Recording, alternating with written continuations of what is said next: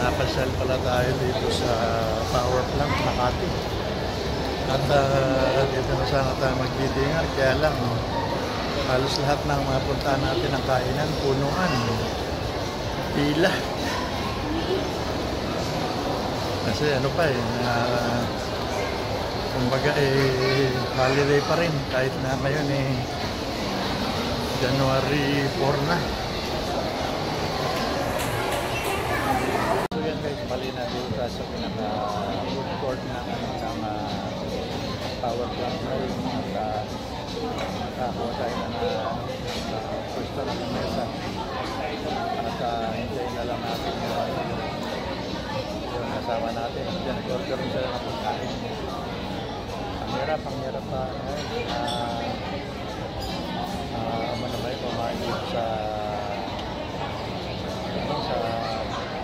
mall kasi dahil tao ang kainan pila pa.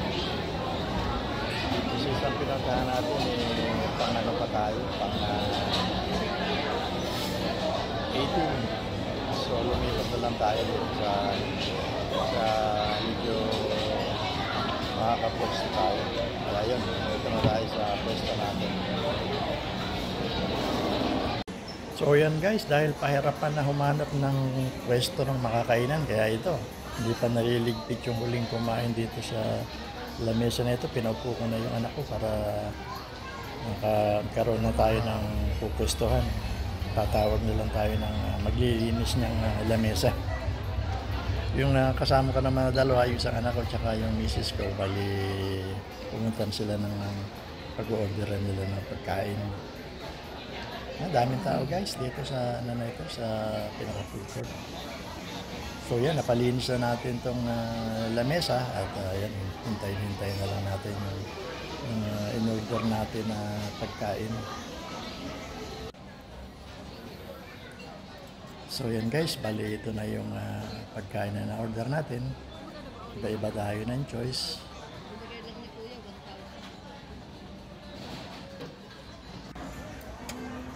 At ito naman yung para sa akin. Yung salmon at saka ang sa pinakasabaw natin yung noodles. So, come on guys, kain tayo.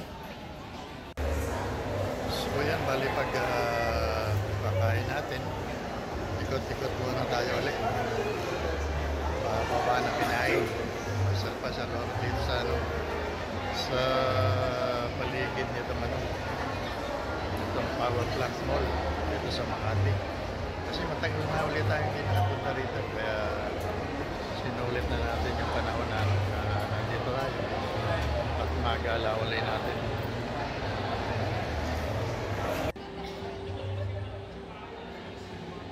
So mula dito sa kinalulugaran natin guys, tanaw natin yung pinakibaba. Yan, may dalawang naka-display na magagarang sasakyan dyan. So maya lang lalapitan natin, pabubayan natin para makita natin ang malapitan yung sasakyan niya. Kung yan ba ay pinararapol o naka-display lang dyan para makita ng tao na makakakursunado dito sa mga sasakyan na yan. Tsaka titingnan na rin natin yung price kung magkano ba ang halaga ng magagandang sasakyan na yan na mga pangyayamanin na mga sasakyan. Dito tayo sa power plant mall at may nakita tayo rito na naka-display na dalawang magagarang sasakyan. So tingnan natin ang presyo tsaka ang nito, model. So yan guys, nakalagay dyan ang pinaka-brand niya, isa siyang Lexus, tsaka kung anong model at tsaka kung magkano. So yan guys, ang ganda ng datingan itong Lexus na ito. Kahit sa ang gulo mo tingnan, talagang ang ganda. Ika nga pag nakasakay ka dyan, gwapong-gwapo ang ang pakiramdam. Yan guys, oh. Kaya lang siyempre medyo medyo may kamahalan lang ang presyo. Pero talagang ang ganda ng ano, ang ganda ng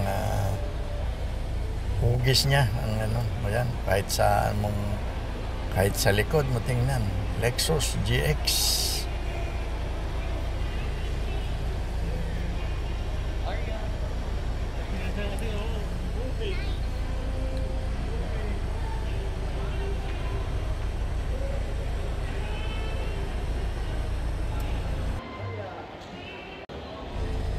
At itong isa guys, ito yung Ford Defender, napakaganda rin.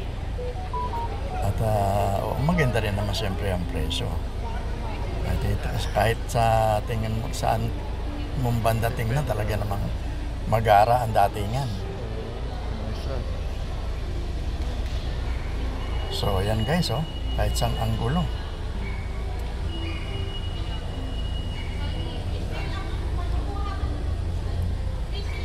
Ang sarap driving siguro niya sasakyan na yan. Kaya lang hindi natin hindi na natin matingnan yung loob. Kasi parang bawal yata buksan ito kasi parang nakakulong. At kahit sa malayo mo tingnan guys, ang ganda talaga.